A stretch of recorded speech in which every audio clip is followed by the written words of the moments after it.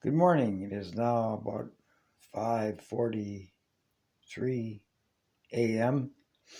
on August 2nd of 2024. This video I'm just going to talk about a few things I've done here and what I'm going to do. And it's mostly about this diagram here, diagram 8. First I want to mention I got this diagram stolen, plus another one of diagram 3 or 9 out of my bag when I was in the bathroom. Someone just jealous and took it, hoping that they could profit from it, either in the church basement or the membership club I go to. So I have a few suspects. Just wanted to mention that in case, to have to take the matter to court or something. Now this is diagram here creates 240 volts AC from 120 volts coming from V1, and 240 volts is present between A and D, and then those T2 and T3 drops it down to 120 volts coming out of each secondary going to R1, because they're connected in series. The primary coils are connected in series. Okay, I talked about that before in my previous videos, but now what I've done here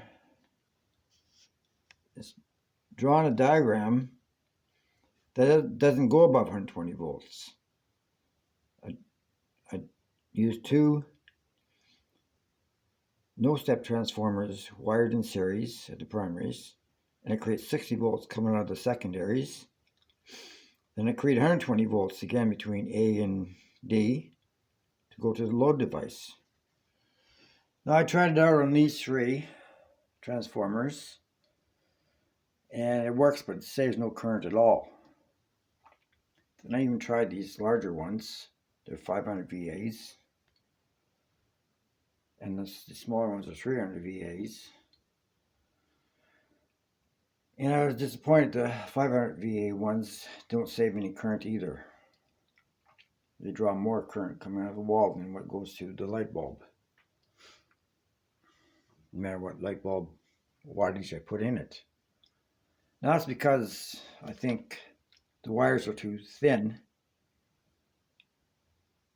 in both of them, both sizes, and that causes more resistance in the wires, and also because there's probably copper losses going on. Oh, and these two could be damaged because, way back in 2016, I tried to set up, diagram 8, I think, and they start to heat up on top here. They're getting pretty hot. So they were hot inside there, so it could have damaged the copper atoms, and they probably don't have enough electrons or something. The copper atoms would make the wire weaker, and then it would have to draw more current from the wall. But I don't know about these ones here. They didn't heat up on me, but I did apply 240 volts to them too. So don't try this at home, diagram 8, unless you get larger transformers, because they heat up and you're not watching them. They could catch on fire or something. It could be dangerous. I don't want to get sued. But this is a good diagram. When I get larger transformers, it'll work. Okay, now I'm going to have a couple more videos coming soon. And I bought that large capacitor is 10 microfarads at good for 120 volts, yeah. And I'm going to be mimicking the AC voltage divider I used in here.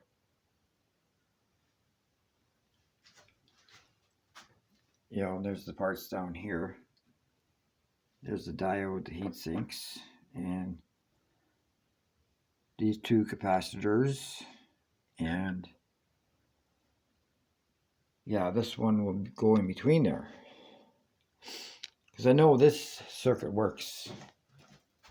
If you've seen my last video on it, I was using the larger capacitors and they're drawing too much current from the wall. The one with the iron in it, 700 watt iron. And then I have 100 microfarad capacitor. There is a little one. It's only good for 16 volts. And I'll be putting it into this circuit here, which is my original on this board, insert board, which was my original prototype. I hope to put it in a museum someday. I had one of these in here, 100 microfarad. But I was experimenting with these, two of them, to get 50 microfarads by putting them in series. And one of them, it didn't actually pop, but the end of it expanded and leaking smoke out of it. This one didn't quite. It was starting to, but didn't leak any smoke. And that's because I bought these way back in the 80s, and they're getting too old. They worked on the low voltage, like 15 volts AC, but they didn't work for 120 volts. So you don't want to be breathing in that smoke. It's not good for you. If it pops in front of you. And here I've got some fuses and fuse holders. There's a 1 amp one fuse right there. And they're going to be put in here so that, you know, they don't draw too much current and damage something. And then I'll be using this insert board, I forget what you call them, for another little experiment. I just got an idea about at about 3 a.m. this morning, watching a video on YouTube about what is current.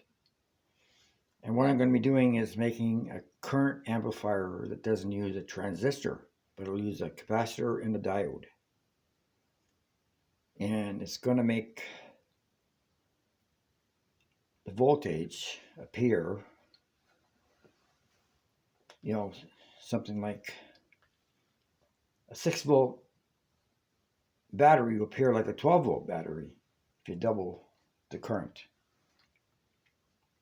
And it should be successful. I'm very confident that it'll work. So I'll be doing that after I clear this table here. Okay, thank you so very much for watching. Over and out.